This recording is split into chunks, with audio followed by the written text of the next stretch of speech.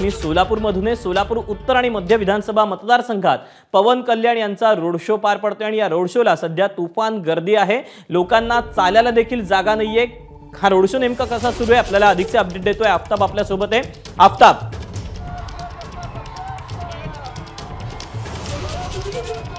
दीपक, मी सोलापुरातल्या विडी घरकुल परिसरामध्ये आहे आणि माझ्या कॅमेरामॅनला विनंती करतो थेट पवन कल्याण यांची दृश्य आपल्याला दाखवावीत।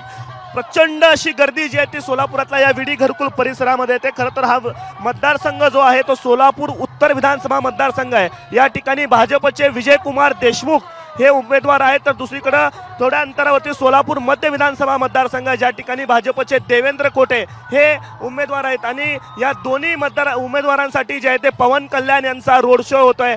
तेलुगू सुपरस्टार असलेले पवन कल्याण हे आंध्र प्रदेशचे उपमुख्यमंत्री देखील आहेत आणि त्यांची मोठा चाहता वर्ग जो आहे तो तेलुगू बांधव समाज वर्ग जे आहे त्याच्यामध्ये पाहायला मिळतो। सोलापूरमध्ये मोठ्या संख्येने तेलुगू बांधव आहेत आणि या तेलुगू बहुल असलेल्या या भागामध्ये पवन कल्याण यांचा हा रोड शो होतोय।